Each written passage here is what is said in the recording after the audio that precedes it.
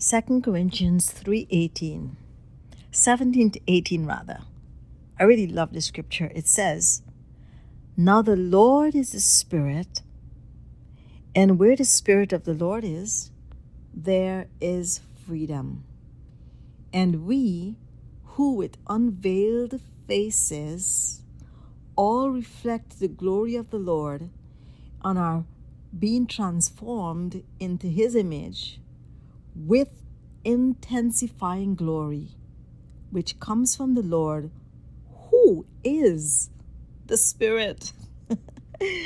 Wow. I love 2 Corinthians 3. That scripture has lived with me for years and has never stopped talking inside of me. And the glory that is passing and the glory that remains. And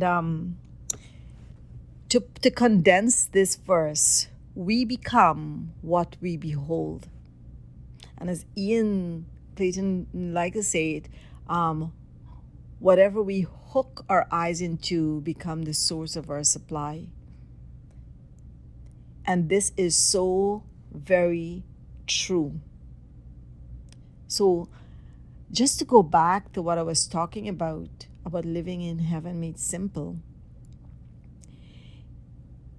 When we behold Him, it's written right there. I get really emotional thinking about this. But when we behold Yeshua, because He's the express image of the Father, and He's the mystic secret of Yahweh, and in Him are hidden all the treasures, all the mysteries. But you see, our focus is not necessarily on the treasures, because we're so in love with Him that's not where our focus is, and that's not where our intention is. We don't want to use Him as a sugar daddy. No. We are in love with Him. So all we want to do is to be with Him, look at Him, talk with Him. And by virtue of our intention and where our heart really is, these treasures and mysteries unfold to us, because that's just who He is. We don't have to run grabbing for this and that. No. Our hearts must be single. Our eyes must be single, devoted to Him, just for a relationship. Because even if we don't understand all mysteries and all knowledge and all these things, it doesn't matter. Guess what? Because we have Him and He has us, and we get to know Him and He knows us. And that's it. That's sacred friendship right there. But the thing is about beholding, on earth, when we behold certain things, and this beholding could be, today I'm not a doctor. I don't have a Dr. Elizabeth Gomes to my name, But when I start to go, say I go to school, university, medical school, and I start to study to become a doctor, I become immersed in that school, in the teachings and the sound and the books and the understanding and everything. It's like I am becoming a doctor. And guess what? It finally happens because what? I behold and I became, and now I'm addressed as Dr. Elizabeth Gomes, right?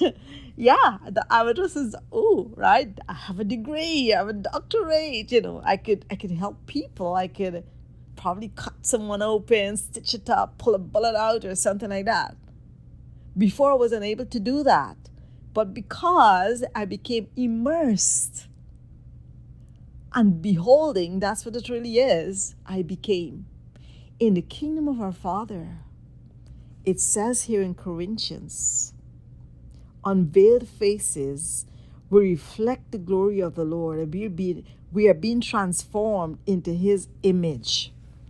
Now, another translation says, here, let me read another translation. And it says here, but we all with unveiled faces,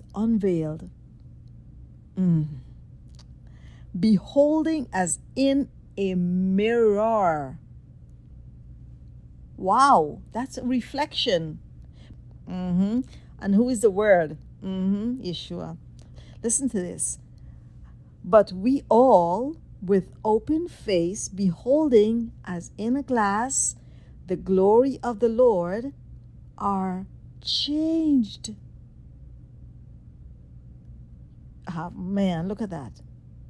We are changed into the same image from glory to glory.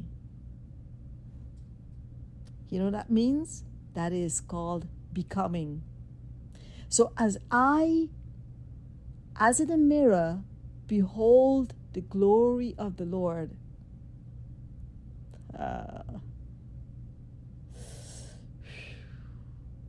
Now that's for you to find out, or maybe I'll chat about it. What is the glory of the Lord, or who is the glory of the Lord? But let us talk about His kingdom.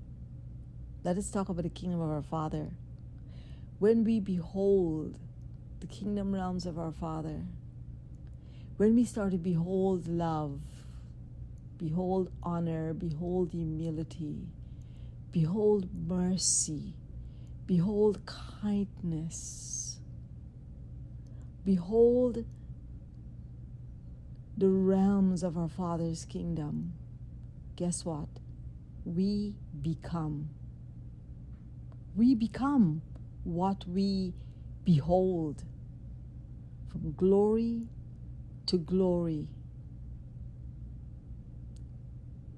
So I want to encourage us to keep beholding. We behold in the scriptures as together, not apart from Him, together He unfolds the depths and the layers of what is written. And what is written becomes a living reality, because He is the living Word. And as we behold through meditation, contemplation, reflection, as we behold some of those things that He has revealed to us. For example, maybe you had an encounter with Him some time ago. Maybe He said a word to you. We don't discard that because it may seem simple. We take that word, or take that leaf, as I like to say, and you look at that leaf, and you with Him, you dialogue in your heart about that leaf. Why is it in your heart? Because when you dialogue in your heart, it takes you into a deep state of meditation, contemplation. And now you move into that place of awe and stillness, where you begin to be infused with understanding, because you're beholding. And that leaf, you start to understand the color schemes of that leaf. Yes, scheme is a good word here. You start to understand the veins in that leaf. And you start to look closer to see the makeup of that leaf.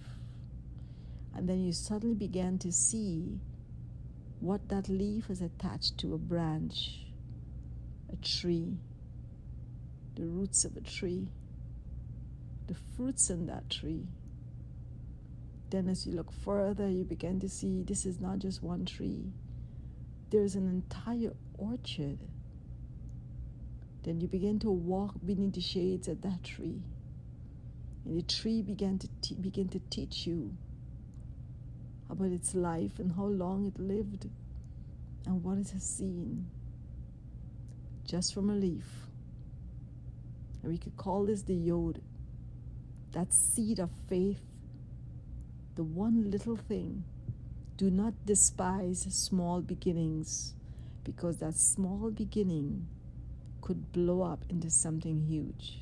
Now, again, our intention is not saying, I'm going to do this because I will get something huge. No, right away, you've already, what you call the word, you already disqualified. Sorry. Yeah, already disqualified the whole thing. Our hearts must always be single, in focus, and our attention pure, intention pure. As David said, try the reins of my heart. You know what reins does? It leads you and guides you. It's directional. So let the direction of your heart be one direction, Him, and it's enough. Thank you. Behold and become.